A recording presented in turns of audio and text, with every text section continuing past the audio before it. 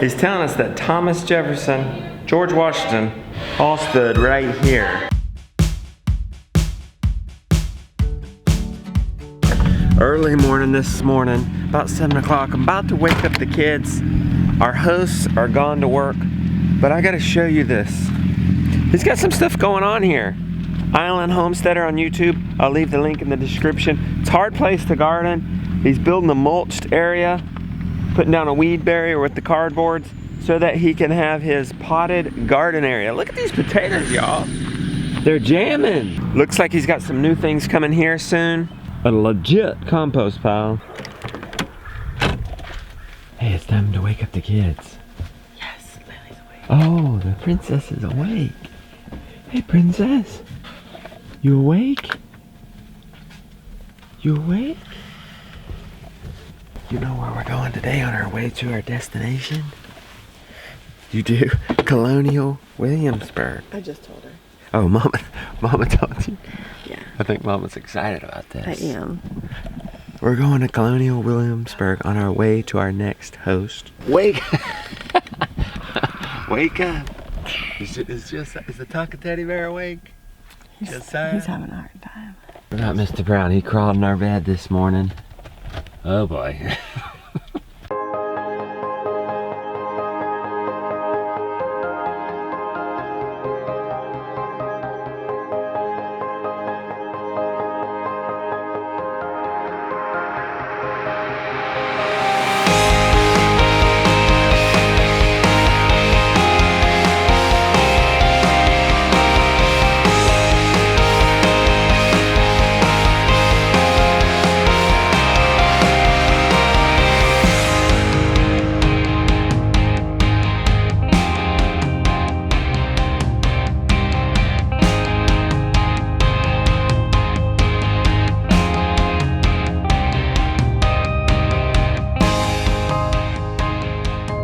We are in Colonial Williamsburg. We're now in Virginia, so we have another sticker to put on our bus. About to go see a replica of what it was like to live here in the 1700s? I have to look at the I think 18th century.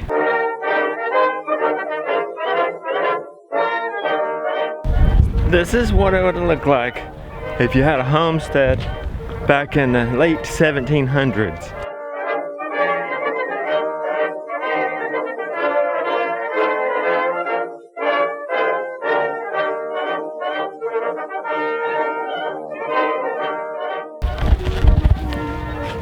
Now we're coming into the colonial city.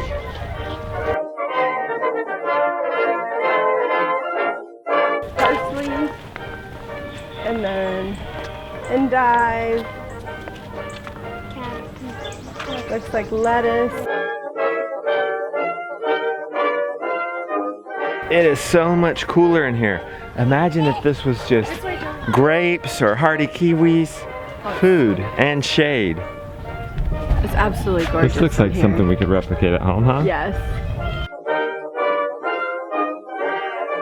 Here in the capital city, however, there is no industry producing anything to be shipped anywhere, and so there was no reason to make shipping containers of any sort.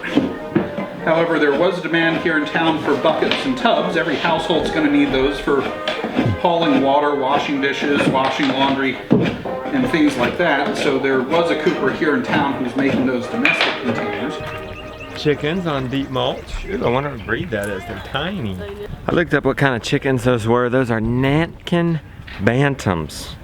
If you look at the table in the back there, that's some of the food you might be seeing at this household. This is Mr. Whiff's house. Do you know his first name? No. Signed the Declaration of Independence. That's right. Also taught law in He this also house. taught law in this house. And I think, did she say this is original? This is where you would entertain your guests. So say you came in, say you were visitors of Mr. and Mrs. Whiff who lived here. They'd show you in, you'd sit down and have a cup of tea. And it's not just sitting down and drinking tea. You gotta know your rules, your customs and whatnot. So the way you hold the cup and saucer, say you don't want any more tea. Are you gonna say, no thank you, I don't want any more? No. What you're gonna do, that's it. It's awfully hard to pour something into this cup now, isn't it? So naturally, of course, He's telling us that Thomas Jefferson, George Washington, all stood right here. Yep. Patrick Henry, Of course, George Wythe. and George Wythe, Marquis de Lafayette. the most forgotten signer of the Declaration of Independence. Thomas Jefferson's teacher, law professor, very innovative man. So tell your friends about him. George Wythe.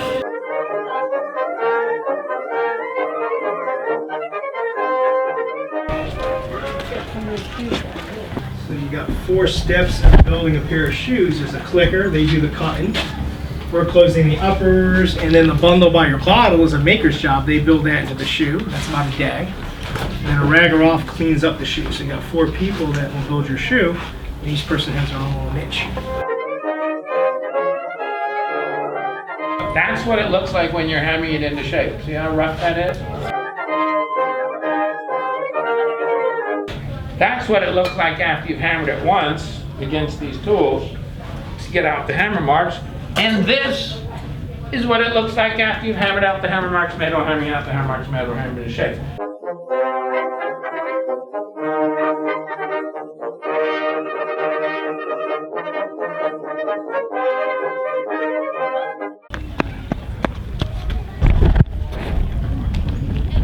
Milk time. She's already milked 1 bucket. I know. How long have you been milking for? Right, for this time. For this bucket you It already takes me about an hour because she's picky. And I can usually only milk with one hand. Right. You milk her once or twice a day? Just once a day. The I calf's don't on have her? enough help to milk her twice a day. Calf on her all the rest of the time? Well, the calf is on her all the time. The calf is mostly nursing the front 2 quarters. I'm getting the majority of the milk out of the back 2 quarters. Okay. That's actually a Jersey. She said they wouldn't have had a Jersey then. They would have had American milking Devon like we had. Look. Those are not American milking Devon. Those are milking Shorthorns. They would have actually had American milking Devon. Sorry, buddy. They would have actually had American milking Devons back then like we had. They're good for working, good for milking, good for eating. The only problem is they don't make good museum cows, so they got something that looked like it, because the American milking Devon, she says, is always wanting to move, always wanting to work, and a lot of times these museum cows are having to just stand around. So they got something that look like it. We're gonna catch the bus back to the parking lot.